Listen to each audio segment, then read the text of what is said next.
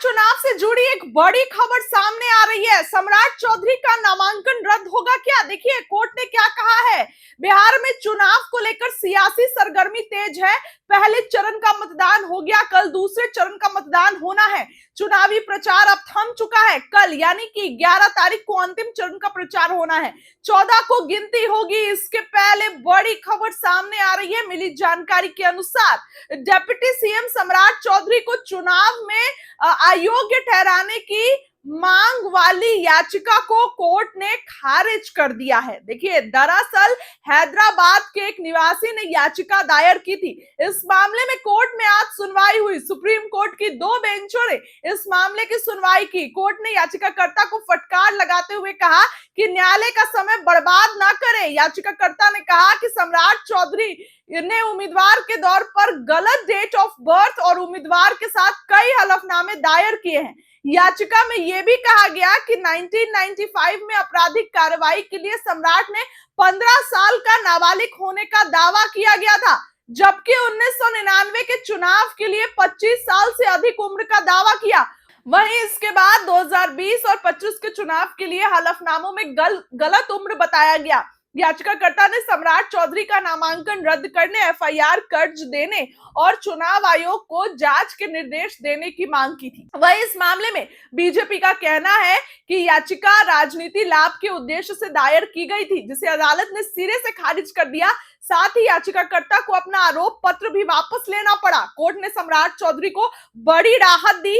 BJD के नेता ने इसे सत्य और न्याय की जीत बता रहे हैं। बता दें कि कल अंतिम चरण का मतदान है, जिसके बाद 14 तारीख को जितनी भी रैलियां हुई हैं उनका फल जो है वो आएगा, उनका रिजल्ट आएगा। ऐसे में सम्राट चौधरी के लिए कहीं ना कहीं ये राहत की खबर है। फिलहाल उस खबर के लिए इतना ही। भाजपा के वरिष्ठ नेता, बिहार विधानमंडल के भाजपा के नेता एवं बिहार के यशस्वी उप मुख्यमंत्री माननीय श्री सम्राट चौधरी जी उपस्थित हैं। साथ ही भाजपा के प्रवक्ता श्री धनंजय गिरी जी उपस्थित है। अब मैं माननीय श्री सम्राट चौधरी जी से विनम्र आग्रह करता हूं इस प्रेस वार्ता को संबोधित करें। माननीय श्री सम्राट चौधरी जी नमस्कार। इस प्रेस कॉन्फ्रेंस में उपस्थित मीडिया के सब प्रभारी मौजूद जी, हमारे प्रवक्ता धनंजय गिरी जी, सभी मीडिया के साथीगण, आज मैं धन्यवाद देना चाहता हूं देश के यशस्वी प्रधानमंत्री आदरणीय नरेंद्र मोदी जी को, आदरणीय गृह मंत्री अमित शाह जी को, बिहार के लोकप्रिय मुख्यमंत्री नीतीश कुमार जी को, हमारे पार्टी के राष्ट्रीय अध्यक्ष जेपी नड्डा जी को, आदरणीय केंद्रीय मंत्री जीतन राम मांझी जी को, आदरणीय केंद्रीय मंत्री चिराग पासवान जी को, आदरणीय सांसद उपेंद्र कुशवाहा जी को और सभी लोगों को, जिन लोगों ने आदरणीय राजनाथ जी, नितिन गडकरी जी, योगी आदित्यनाथ जी, कई राज्यों के मुख्यमंत्री, उप मुख्यमंत्री और कई एनडीए के साथी बिहार आए और सबने बिहार के उन्नति के लिए, विकास के लिए एनडीए के पक्ष में प्रचार किया और बिहार की जनता का जो स्नेह प्यार मिला, इसके लिए मैं सबको धन्यवाद देता हूं।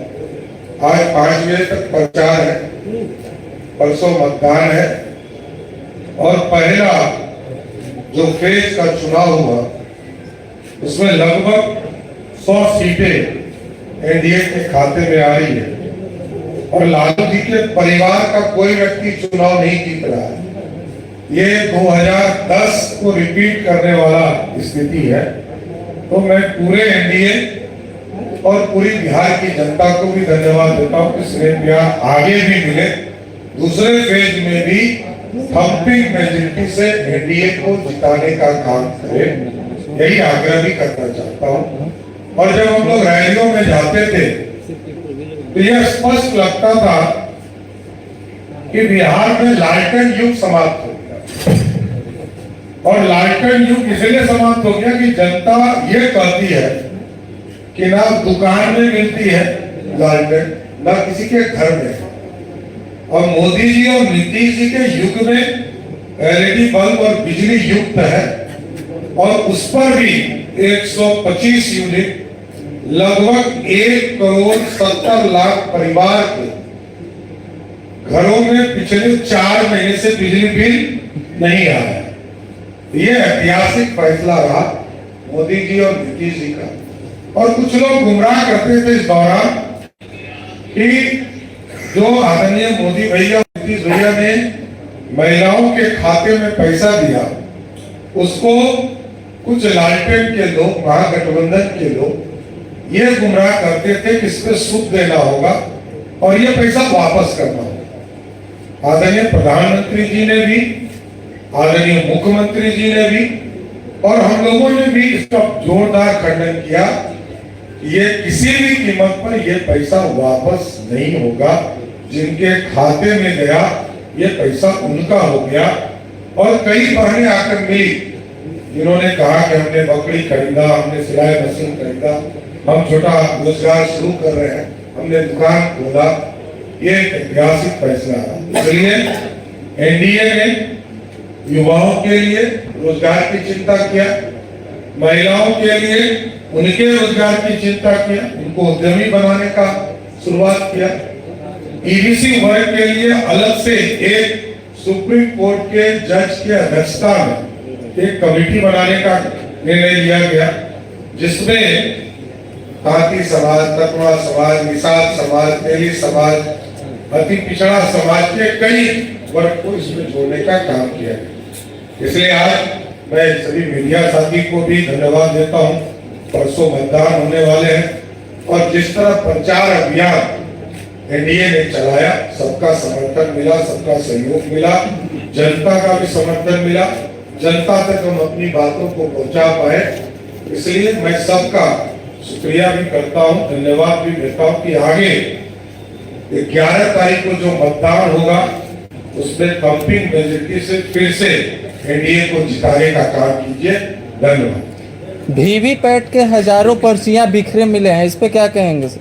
देखिए, उसमें निर्वाचन आयोग कार्रवाई कर रहा है और राज्य का स्पष्ट मानना है कहीं भी कोई यदि दिक्कत है तो निर्वाचन आयोग एकदम सख्ती से सख्ती कार्रवाई। आज तेजस्वी यादव का जन्मदिन है और उससे पहले ही राजश्री यादव हो या फिर राजद के कार्यकर्ता हो, उन्होंने कहा कि ये भावी मुख्यमंत्री हैं और इन्हें जन्मदिन की बधाई। देखिए, जन्मदिन की बधाई तो सबको देनी चाहिए, इसमें कहीं तो मत नहीं, लेकिन ये लोकतंत्र है, राजतंत्र नहीं। उनके आदरणीय पिताजी लालू प्रसाद जी जो पंजीकृत अपराधी हैं, वो स्वयं कहते थे कि रानी के पेट से राजा नहीं पैदा होता। ये लोकतंत्र, इसलिए लोकतंत्र में जनता तय करती है कि राजा कौन। अभी कांग्रेस नेता ने कहा कि वर्तमान में उप मुख्यमंत्री अपने सामान को पैक करने में लगे। पवन खेरा ने बोला।